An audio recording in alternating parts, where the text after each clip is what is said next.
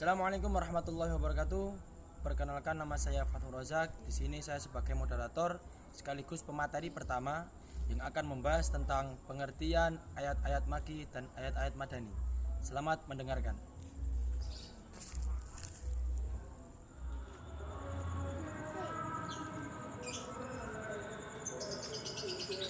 Pengertian ayat-ayat Makki dan Madani.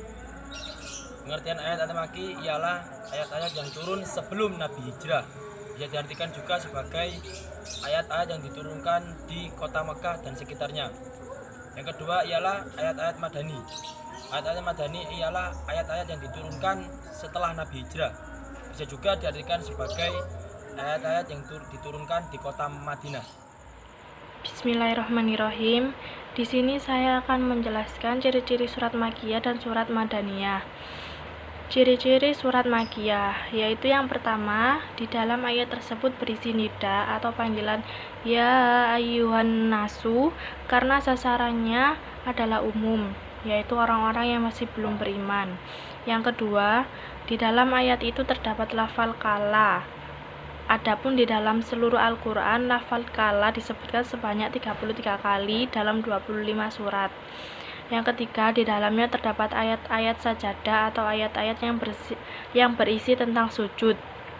Yang keempat, dalam ayat itu diawali dengan huruf-huruf tahaji atau huruf-huruf hijaiyah seperti fa dan qaf. Yang kelima, di dalamnya dijelaskan kisah para nabi dan umat-umat terdahulu.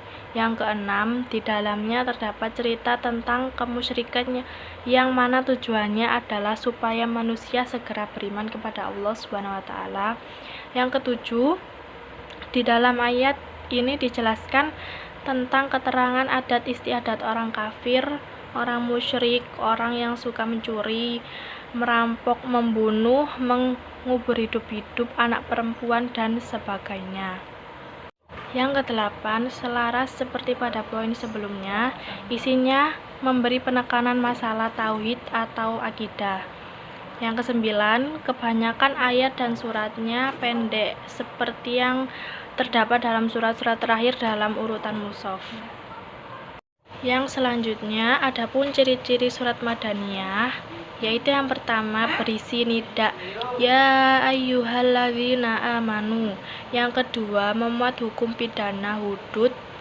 Yang ketiga memuat hukum faraid. Yang keempat berisi izin jihad fisabilillah. Yang kelima berisi keterangan tentang karakter orang-orang munafik. Yang keenam berisi hukum ibadah. Yang ketujuh berisi hukum muamalah seperti jual beli, sewa menyewa, gadai, utang piutang, dan sebagainya. Yang kedelapan berisi hukum munakahat baik mengenai nikah, cerai rujuk, hadanah. Yang kesembilan berisi hukum kemasyarakatan kenegaraan seperti permusyawaratan, kedisiplinan, kepemimpinan, pendidikan, pergaulan, dan sebagainya. Yang ke-10 berisi dakwah kepada pemeluk Yahudi dan Nasrani. Yang ke-11 kebanyakan ayat dan suratnya panjang. Dasar penentuan ayat Makki dan Madani. Ada dua cara untuk mengenali ayat yang termasuk kategori Makkiyah dan Madaniyah. Cara simai adalah pengetahuan ayat Makkiyah dan Madaniyah yang diperoleh berdasarkan riwayat.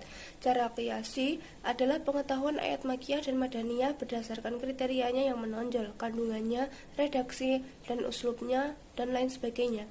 Dasar aglabiyah atau mayoritas, bila mayoritas ayat-ayatnya adalah Makkiyah, maka surat tersebut disebut Makkiyah.